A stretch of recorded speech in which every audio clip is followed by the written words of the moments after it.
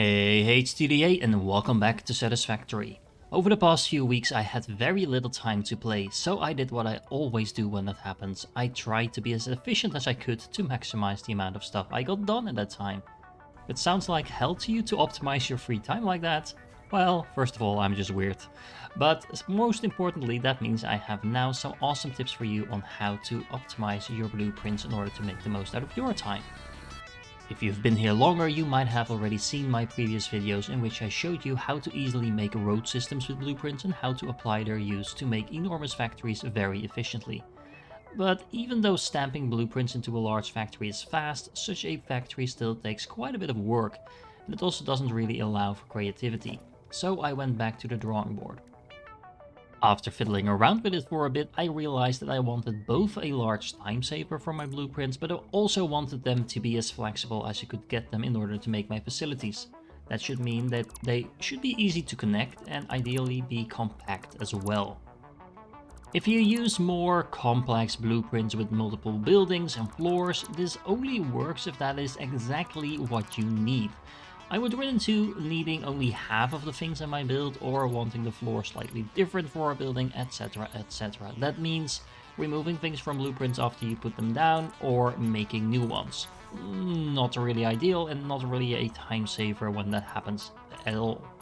What's also not ideal is that most of my blueprints so far had multiple inputs and output places, and honestly having the belts below floor looks great, but it could also take forever to connect everything up.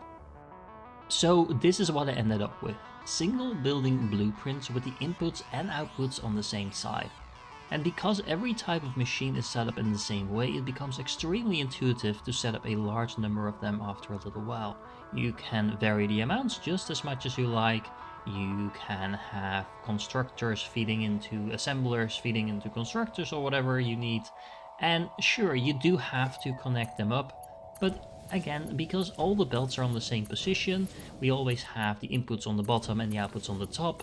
It takes a fraction of the time it would normally because everything is exactly on the same spot. There is a small bonus to the system as well, but because most of the individual machines only need a Mark I belt for their input and their output, you can simply make the blueprint based on that. That saves a huge amount of resources compared to setting them up with max belts, and it doesn't cost you any additional time. This setup is also slightly more compact than having the mergers and splitters on different sides of the machines. I'll admit it's not a huge difference, but still.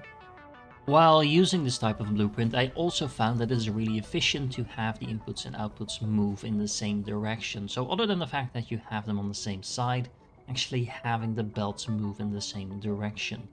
In the mid to late game, several items are used in various parts of the technology chain, so this allows you to kind of make a mini bus, if that's what you want, that goes through the core of this part of your factory and uses certain items in different stages of the process. This does mean that you'll need two versions of each blueprint, one with the items going to the left and one with the items going to the right.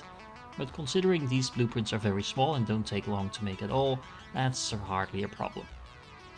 I also found that these blueprints were very enjoyable to use. It kind of feels like playing an upgraded version of the game from before Update 7.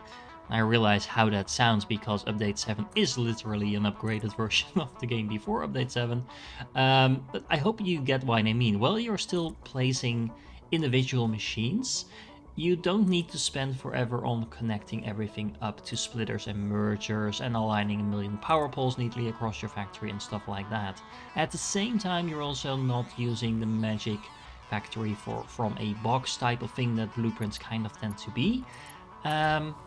So it's basically the same game as before Update 7, just a lot more efficient, and honestly I found it a lot more enjoyable because of that. Using these blueprints also sparked some new ideas for using them to optimize logistics and storage in a similar but slightly different way to what I'm showing you now.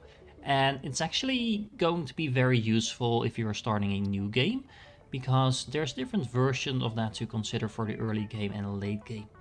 That deserves its own video, so if you're interested in seeing more, don't forget to check that out.